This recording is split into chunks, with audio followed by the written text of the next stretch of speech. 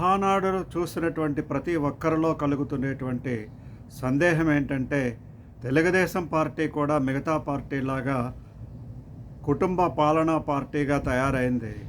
అవతల కేసీఆర్ కుటుంబ పాలన తీసుకొనొచ్చే నాశనమయ్యాడు. లల్లూ ప్రసాద్ యాదవ్ కూడా అంతే, ములాయం సింగ్ యాదవ్ కూడా అంతే.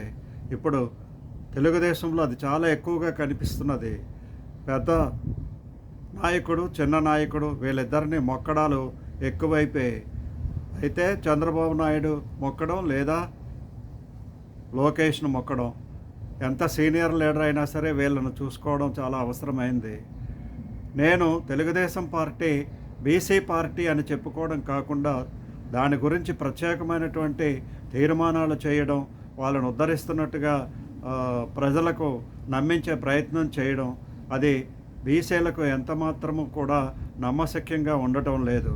కాబట్టి రానున్న రోజుల్లోనైనా సరే, చంద్రబాబు నాయుడు తర్వాత అయినా సరే ముఖ్యమంత్రిగా బీసీ నాయకుడిని చేసినట్లయితే అప్పుడు తెలుగుదేశం పార్టీని అందరూ కూడా నమ్మడానికి అవకాశం ఉంటుంది.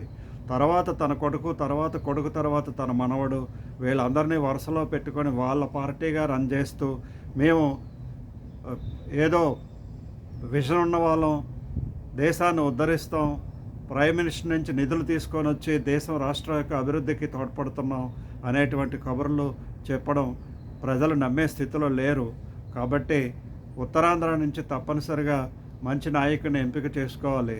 అందులో చాలామంది యువకులు ఉన్నారు, వాళ్ళందరినీ కూడా ప్రోత్సహించినట్లు కూడా ఉంటుంది. యువకుల నుంచి తప్పనిసరిగా రానున్నటువంటి రోజుల్లో ముఖ్యమంత్రిగా చేసినట్లయితే వెలమా కమ్యూనిటీ నుంచి కానీ, లేదా గవరా కమ్యూనిటీ నుంచి కానీ, లేదా గొల్లా కమ్యూనిటీ నుంచి కానీ, యాదవ్ కమ్యూనిటీ నుంచి కానీ చాలా బీసీ వర్గాలు ఉన్నాయి ఉత్తరాంధ్రలో. వాళ్ళ నుండి తప్పనిసరిగా ఒకరిని ముఖ్యమంత్రిగా చేసినట్లయితే వీళ్ళ మీద సరైనటువంటి అభిప్రాయం కలుగుతుంది. ఎప్పుడూ రాయలసీమ వాళ్ళే ముఖ్యమంత్రిగా ఉంటే ఎంతకాలం తెలుగుదేశం పార్టీ నమ్ముతారు ప్రజలు? వైకాపా వచ్చినా రాయలసీమ ముఖ్యమంత్రే, తెలుగుదేశం వచ్చినా రాయలసీమ ముఖ్యమంత్రే. ఇది మారాలి. తప్పనిసరిగా ప్రజలందరూ కూడా ఆలోచన చేస్తారని, రానున్న రోజుల్లో యువ నాయకత్వానికి అవకాశం ఇస్తారని, రామ్మోహన్ నాయుడు లాంటి వ్యక్తులకు కూడా ఇందులో అవకాశం కలిగిస్తే మంచిది అని నా అభిప్రాయం.